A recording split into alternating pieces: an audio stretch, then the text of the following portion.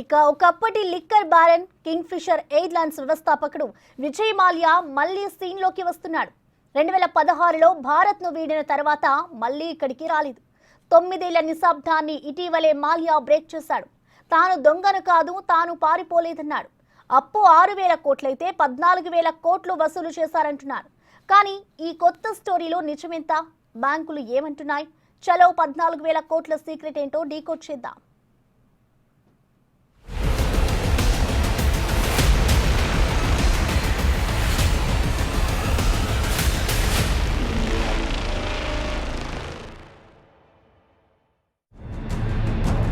విజయ్ మాల్యా ఈ పేరు వినగానే luxury life, modern look, fashion styles ఇలాంటివన్నీ గుర్తొస్తాయి. ఇంతేకాదు వీటికి మించి liquor Kingfisher Airlines models తో క్యాలెండర్. ఒకప్పుడు భారత్లో వ్యాపారాల పేరుతో చక్రాలు తిప్పి బ్యాంకుల దగ్గర రుణాలు తీసుకుని ఆ తరువాత చేతులెత్తేసి బ్యాంకుల్ని ముంచేసి దేశం దాటి వెళ్లిపోయిన స్టోరీ అందరికీ తెలిసిందే. ఎయిర్లైన్స్ బిజినెస్ అంటే మోడల్స్ తో కింగ్ ఫిషర్ క్యాలెండర్ ప్రింట్ చేసినంత ఈజీ అనుకున్నాడు. విమానాలు కొని ఎయిర్ హోస్టెస్లతో ఫోటోలు దిగినంత సులువనుకున్నాడు. కానీ అవేవీ కాదు. వాస్తవం మరోలా ఉంటుంది. బ్యాంకుల నుంచి భారీగా అప్పులు తీసుకుని వ్యాపారం సరిగా చేయకపోతే ఏం జరుగుతుందో లిక్కర్ కింగ్ విజయ్ మాల్యా జీవితమే ఉదాహరణ. ఇప్పుడు మాల్యా ప్రస్తావన ఎందుకంటే ఇటీవల 4 గంటల సుదీర్ఘ పాడ్కాస్టులో తాను చెప్పాలనుకున్నవన్నీ చెప్పుకున్నాడు. తనను బ్యాంకులు అతిగా బాధేశాయని వాపోయాడు. అప్పు వడ్డీ అంతా చెల్లించినా ఇంకా దొంగ అంటున్నారన్నాడు. మాల్యా తన గతం, రుణ వివాదం, బ్యాంకులతో జరిగిన సెటిల్మెంట్ ప్రయత్నాలు, భారత్కు తిరిగి రాకపోవటానికి కారణాలను ఆ ఇంటర్వ్యూలో వివరించాడు. కానీ ఈ మాటల్లో నిజమెంత? బ్యాంకులు ఏమంటున్నాయన్నది ఇప్పుడు కీలకంగా మారింది. మాల్యా నిజంగా 6,200 కోట్ల అప్పులకు 14,000 కోట్లు చెల్లించాడా? ఒకవేళ అదే నిజమైతే ఆయన ఇంకా లండన్లోనే ఎందుకుంటున్నాడు? ఇలాంటి ప్రశ్నలెన్నో వస్తూనే ఉంటాయి. ముందుగా పాడ్కాస్టులో విజయ్ మాల్యా ఏమని చెప్పాడో చూద్దాం. మాల్యా తనను చోరని పిలవటాన్ని తీవ్రంగా వ్యతిరేకిస్తున్నారు. తాను పారిపోలేదని, ముందస్తు ప్రణాళికలో భాగంగానే 2016లో తాను భారత్ నుంచి విదేశాలకు వెళ్లానన్నారు. కొన్ని కారణాల వల్ల తిరిగి రాలేకపోయానని, మధ్యలో ఈ దొంగతనం అనే విషయం ఎక్కడ్నుంచొచ్చిందని క్వశ్చన్ చేస్తున్నాడు మాల్యా. అంతేకాదు భారత్ విడిచి వెళ్లే ముందు అప్పటి ఆర్థిక మంత్రి అరుణ్ జైట్లీకి తన ప్రయాణం గురించి సమాచారం ఇచ్చానని కూడా అంటున్నాడు.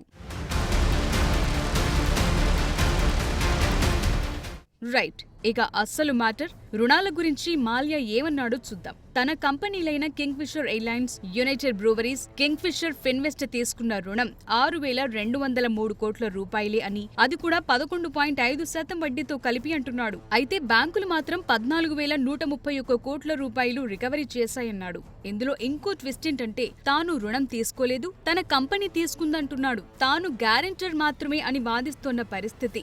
అంతేకాదు బ్యాంకు రుణాలు తీర్చే విషయంలో 2012 నుంచి 2015 మధ్య తాను 4 సార్లు సెటిల్మెంట్ ఆఫర్స్ ఇచ్చానని, అయితే బ్యాంకులు వాటిని తిరస్కరించాయన్నాడు. అంతేకాదు తనకు న్యాయమైన విచారణ, గౌరవప్రదమైన జీవనం హామీ ఇస్తే భారత్ కు తిరిగి రావడం గురించి ఆలోచిస్తానంటున్నాడు మాల్యా. భారత్ లో జైళ్లు, ముఖ్యంగా తీహార్ లాంటివి చాలా డేంజర్ అని European convention of human rights article 3కి విరుద్ధంగా భారత్ లోని జైళ్లు ఉన్నాయని ఓ కేసులో యూకే కోర్టు ఇచ్చిన తీర్పును ఉదాహరణగా చెప్తూ అక్కడే కాలం గడుపుతున్నాడు. కింగ్ ఫిషర్ ఎయిర్లైన్స్ గురించి కూడా ఓ కీలక విషయం చెప్పాడు మాల్యా. ఎయిర్లైన్స్ పునర్నిర్మాణ ప్రణాళికతో తాను అప్పటి ఆర్థిక మంత్రి ప్రణబ్ ముఖర్జీని సంప్రదించి తాను సమస్యల్లో ఉన్నట్లు ఆయనకు చెప్పానన్నాడు. ఆర్థిక మాంద్యంలో బిజినెస్ కష్టంగా ఉందని, అందుకోసం కింగ్ ఫిషర్ ఎయిర్లైన్స్ విమానాల సంఖ్యను తగ్గించాలని, ఉద్యోగులను తొలగించాలనుకున్న విషయాన్ని ప్రణబ్ కు చెప్పానన్నారు. అయితే ఉద్యోగుల సంఖ్యను తగ్గించుకోవద్దని, బ్యాంకుల నుంచి సపోర్ట్ ఉంటుందని ప్రణబ్ ముఖర్జీ హామీ ఇచ్చారన్నాడు. కింగ్ ఫిషర్ ఉద్యోగులకు తాజాగా క్షమాపణలు కూడా చెప్పాడు. ఆ తరువాత దేశం వీడాల్సి వచ్చిందన్నాడు. మరి పాడ్కాస్టులో విజయ్ మాల్యా చెప్పినవన్నీ నిజాలేనా?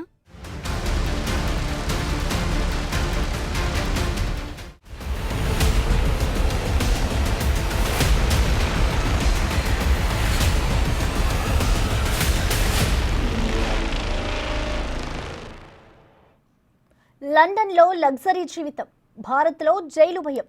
మాల్యా రిటర్న్ ఇక కష్టమేనా అంటే అవునన్న సమాధానమే వస్తుంది. ఎందుకంటే బ్యాంకులకు చెల్లించాల్సింది ఇచ్చేసినా ఇంకా చాలా కేసులు పెండింగ్లో ఉన్నాయి. ED, CBI money laundering, cheating ఇలాంటివెన్నో రెడీగా ఉన్నాయి. వీటిలో విచారణ ఎదుర్కోవాల్సిందే. అయితే ఇన్నాళ్లు లగ్జరీ లైఫ్ అనుభవించిన మాల్యా ఇక్కడి జైలు జీవితాన్ని అస్సలు ఇష్టపడడం లేదు. భారత్లోని జైళ్లు బాగాలేవని చెప్పి యూకే కోర్టులను కూడా ఒప్పిస్తూ అక్కడే ఉంటున్నారు.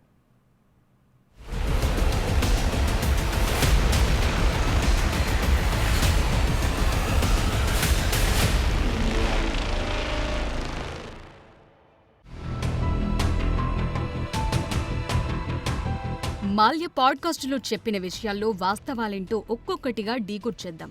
స్టేట్ బ్యాంక్ ఆఫ్ ఇండియా నేతృత్వంలోని 17 బ్యాంకులు మాల్యాపై మోసం, మనీ లాండరింగ్ ఆరోపణలు చేశాయి. కేసులు నమోదయ్యాయి. మాల్యా దేశం దాటి వెళ్లిపోవటం ఇవన్నీ చకచకా జరిగిపోయాయి. మాల్యా ప్రకారం డెట్ రికవరీ ట్రిబ్యునల్ 6,203 కోట్ల రుణంగా నిర్ధారించగా బ్యాంకులు 14,131 కోట్లు రికవరీ చేశాయన్నారు. అయితే ఈ రికవరీలో ఎక్కువ భాగం మాల్యా ఆస్తుల అమ్మకం ద్వారానే వచ్చింది. బ్యాంకులు జప్తు చేసుకుని అమ్మేశాయి.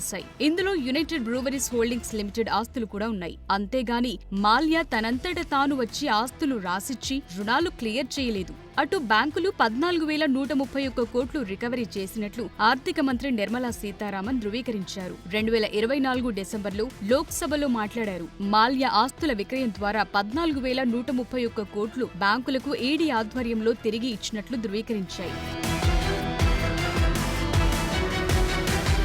6,203 కోట్ల రుణంలో ప్రిన్సిపల్ అమౌంట్, వడ్డీ, ఇతర ఛార్జీలున్నాయి. మాల్యా ఈ రికవరీని అతిగా వసూలు చేశారని అన్నప్పటికీ రుణం ఇచ్చేటప్పుడే పేపర్లలో డీఫాల్టర్ అయితే ఏ ఛార్జీలు చెల్లించాలో క్లియర్ గా ఉంటుంది. అందుకే బ్యాంకులు కూడా వడ్డీ, లీగల్ ఖర్చులు ఇవన్నీ ఉన్నాయన్నారు. అయితే బ్యాంకులు వసూలు చేసిన మొత్తాలకు సంబంధించి అకౌంట్ స్టేట్మెంట్లను అందించాలని కోరుతూ కర్ణాటక హైకోర్టులో మాల్యా ఇటీవలే పిటిషన్ కూడా దాఖలు చేశాడు. మాల్యా చెప్పిన మరో విషయం ఏంటంటే తాను బ్యాంకులకు 4 సెటిల్మెంట్ ఆఫర్స్ ఇచ్చినా తిరస్కరించాయన్నారు. అయితే ఆ ఆఫర్లో మాల్యా ప్రిన్సిపల్ అమౌంట్ మాత్రమే చెల్లించాలని ప్రతిపాదించాడని, బ్యాంకులు వడ్డీతో సహా పూర్తి మొత్తం డిమాండ్ చేశాయన్న టాక్ బయటకొచ్చింది.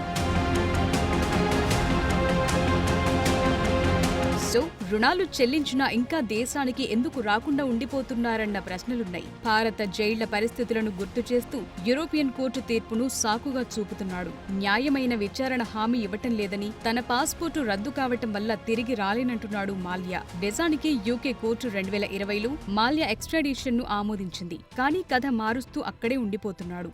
అయితే బ్యాంకు రుణాలు తిరిగి చెల్లించిన ED, CBI, serious fraud investigation office, SEBI ఇలాంటి సంస్థలన్నీ మాల్యాపై మోసం, క్రిమినల్ కుట్ర, మనీ లాండరింగ్, రుణంగా తీసుకున్న నిధుల దుర్వినియోగం వంటి అభియోగాలు మోపాయి. వాటి విచారణలు కొనసాగుతున్నాయి. మాల్యా వస్తే ఇంకా ఇరుక్కుపోవటం ఖాయమే. అందుకే రాకుండా లండన్లోనే ఉండిపోతున్నాడు. పైగా మాల్యా నుంచి బ్యాంకులు రికవరీ చేసినట్లుగా చెప్తున్న మొత్తం ఆయన సొంతంగా ఇచ్చింది కాదు. ఇది అతని వ్యక్తిగత చెల్లింపు కాదు, బ్యాంకులు జప్తు చేసిన ఆస్తుల విక్రయం. సో మాల్యా తనంతట తానుగా 14,131 కోట్లు చెల్లించలేదన్నది వాస్తవం అంటున్నారు. మరోవైపు భారత్లో విజయ్ మాల్యా ఒంటరయ్యారు. చాలా మంది రాజకీయ నేతలు, కార్పొరేట్లు ఆయన్ను పూర్తిగా దూరం పెట్టాయి. ఆర్థిక నేరస్తుడు అన్న ముద్ర పడటంతో ఎవరూ మాల్యాను వెనకేసుకొచ్చే పరిస్థితి కనిపించటం లేదు.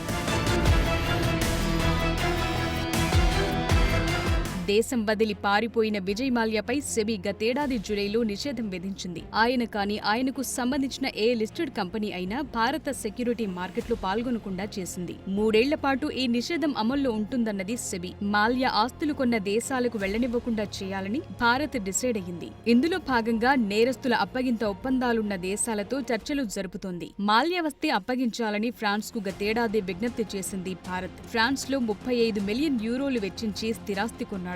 దీనికి తన ఆధీనంలోని కంపెనీ గెజ్మో హోల్డింగ్ నుంచి చెల్లింపులు జరిపినట్లు సిబిఐ పేర్కొంది.